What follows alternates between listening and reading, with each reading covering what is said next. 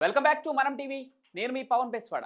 పహల్గాంలో April 22న జరిగిన ఉగ్రదాడికి ప్రతిగా Bharat operation Sindoor పేరుతో 22 నిమిషాల్లోని ప్రతీకారం తీర్చుకుందని ప్రధాని మోదీ మరొకసారి తెలిపారు. రాజస్థాన్లోని బికనీర్లో అమృత్ భారత్ స్టేషన్లను ప్రారంభించిన అనంతరం పలానాలో జరిగిన ప్రజా ర్యాలీలో మాట్లాడారు ఆయన.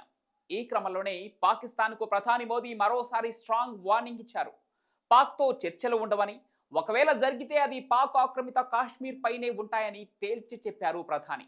పాక్ ఎప్పుడూ భారత్తో నేరుగా యుద్ధం చేయలేదని, దొంగ దెబ్బ తీయటమే పాకిస్తాన్కు తెలుసని మోదీ వ్యాఖ్యానించారు.